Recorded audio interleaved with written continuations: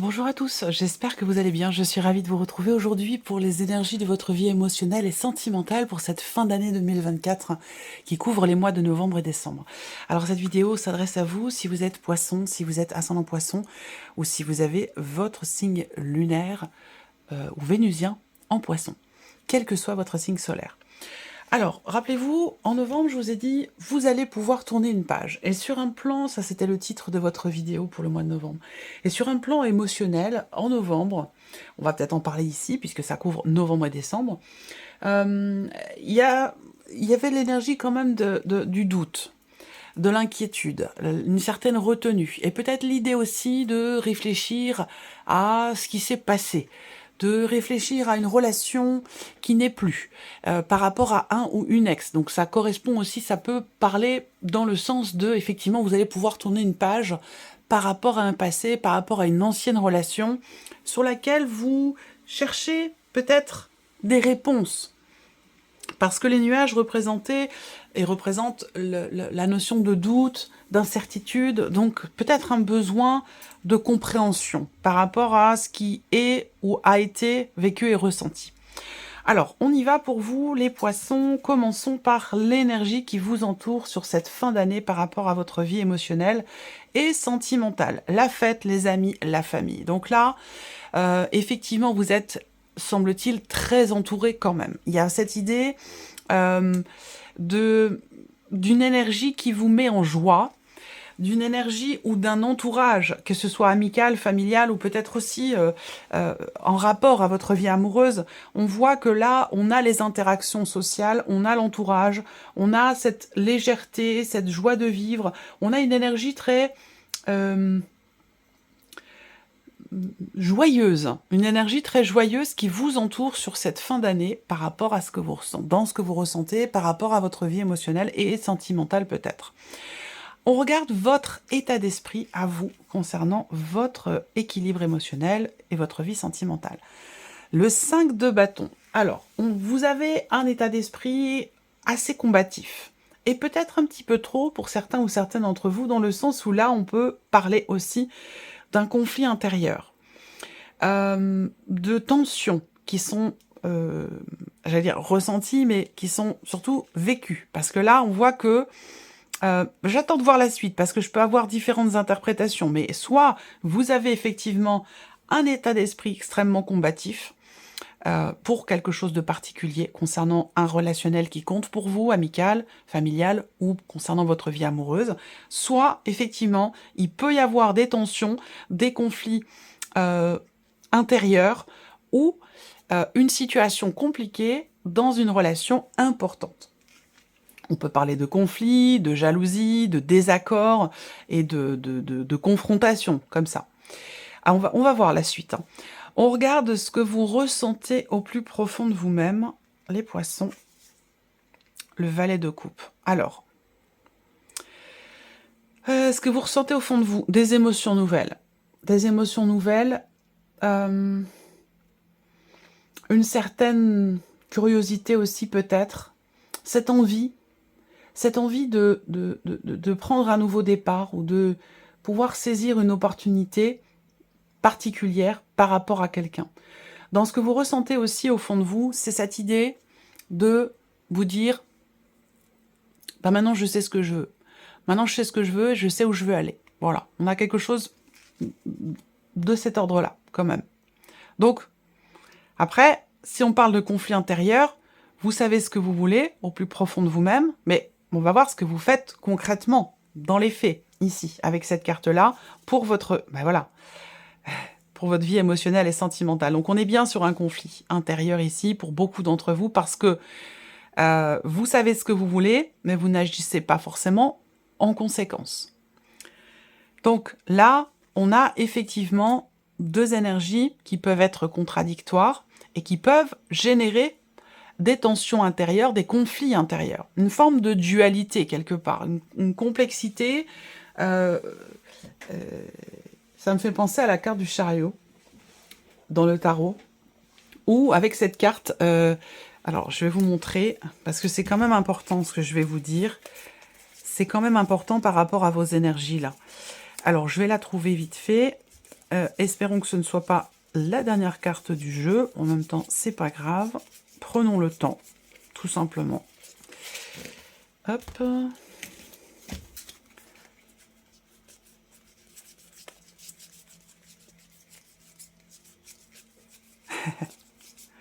Vous voyez, hein, c'est souvent, hein, quand on cherche une carte, eh ben c'est toujours la dernière, l'une des dernières. Alors, le chariot. Bon, ben là, ce ne sont pas des chevaux, mais habituellement, ce sont des chevaux. Donc, on a un char qui est ici, dirigé par un homme qui dirige lui-même les chevaux.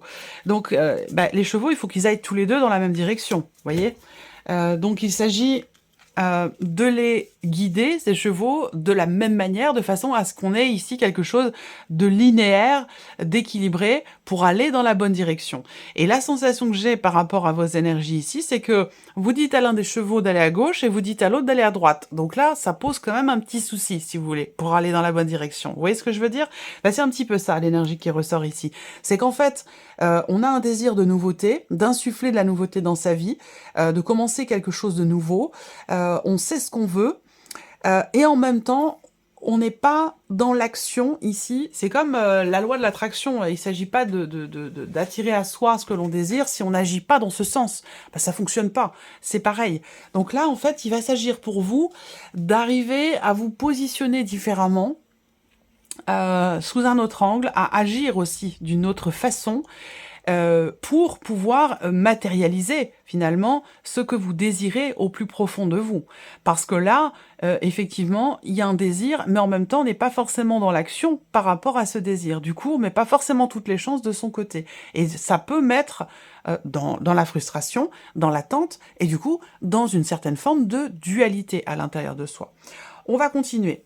On va regarder maintenant la personne qui est en face de vous, l'énergie qui ressort pour cette personne. Ça peut être quelqu'un de la famille, un ou une amie, ou la personne de votre cœur, la personne avec laquelle vous vivez. On regarde l'énergie qui entoure cette personne. Bon, alors on a une énergie très équilibrée, relativement stable, ou une énergie qui permet de se sentir bien.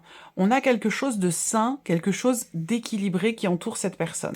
Après, pour certains ou certaines d'entre vous, cette personne peut être influencée par une situation peut-être familiale ou amicale, où il y a quelqu'un de proche de cette personne qui peut avoir des problèmes de santé, et il est possible que cette personne soit extrêmement touchée et influencée par cette situation. Là, ça ne parlera pas à tout le monde, mais c'est quelque chose qui me vient et qui semble être important, parce qu'effectivement, ça peut avoir un impact sur votre relation, mais en même temps, c'est important de le prendre en considération, de la prendre en considération, cette influence. On regarde l'état d'esprit de la personne qui est en face de vous. L'empereur. Alors, on a quelqu'un d'assez droit, ici, d'assez carré. Quelqu'un qui peut sembler aussi, peut-être, un peu rigide. Ça, c'est possible également. Mais en tout cas, on a clairement ici quelqu'un qui sait où il ou elle va, qui sait ce qu'elle veut, qui sait ce qu'il veut.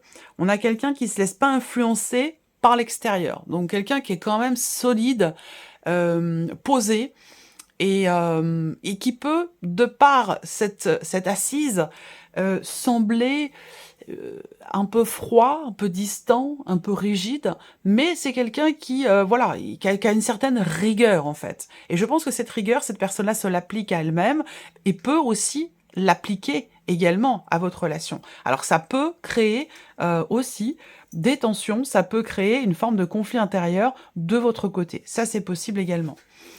On va continuer.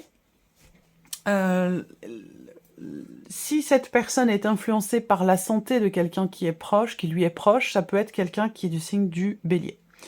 On continue. Qu'est-ce que cette personne ressent plus profond d'elle-même par rapport à vous? La reine de bâton. Bon, alors on a une intensité, on a quelqu'un qui a confiance en vous, confiance en votre relation également. Parce que la reine de bâton, c'est quand même l'idée de quelqu'un qui ressent quelque chose de fort.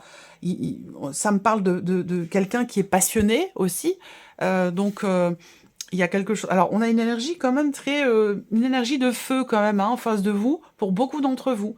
Donc, vous pourriez avoir en face de vous là quelqu'un qui est quand même qui est Bélier, Lion ou Sagittaire. Et voilà, on a quelqu'un qui est confiant et qui ressent quelque chose de positif et qui ressent aussi le fait que cette relation entre vous, elle est quand même constructive. Voilà, elle est quand même constructive. Mais quelque chose à régler là de votre côté. On continue. Qu'est-ce que cette personne fait concrètement dans les actes pour votre relation? Le 4 de bâton. Donc on a quelqu'un, encore une fois, le 4 de bâton, c'est en accord avec l'empereur pour moi, par rapport aux énergies de cette personne. On a quelque chose de cohérent ici. On a une cohérence que l'on ne retrouve pas forcément chez vous entre ce que vous ressentez au plus profond de vous et ce que vous faites concrètement. Voyez? Donc là, on a cette cohérence, on a quelqu'un qui bâtit, quelqu'un qui construit. On a quelqu'un qui agit pour stabiliser, quelqu'un qui agit pour euh, et consolider, pour bâtir, pour construire. Quelqu'un qui est dans l'action également pour le foyer, pour la famille. On a une ligne directrice ici. Alors, c'est aussi l'énergie qui vous entoure. Bah, bien sûr, vous êtes en relation, donc il y a une synergie, il y a une corrélation ici dans ce qui est vécu par rapport à un aspect familial, ici, visiblement. Donc, je ne sais pas si c'est la famille que vous avez vous-même dans votre couple construite, ou si c'est une influence, effectivement, familiale qui, peut-être vous pose problème et vous met dans la dualité ou dans le conflit intérieur. De toute façon, dans les faits, dans les actes, avec le pendu, soit c'est un conseil que l'on vous donne, soit c'est un fait, où effectivement, il va être question de se positionner autrement, pour avoir un point de vue différent, de se positionner autrement, pour avoir aussi des perspectives différentes, et pouvoir également agir d'une autre manière. Voilà. Alors, on va mettre en corrélation ici vos énergies respectives, toujours avec le tarot. On commence ici par vos états d'esprit respectifs. Qu'est-ce que ça donne ici quand ça se rencontre? Vos états d'esprit respectifs.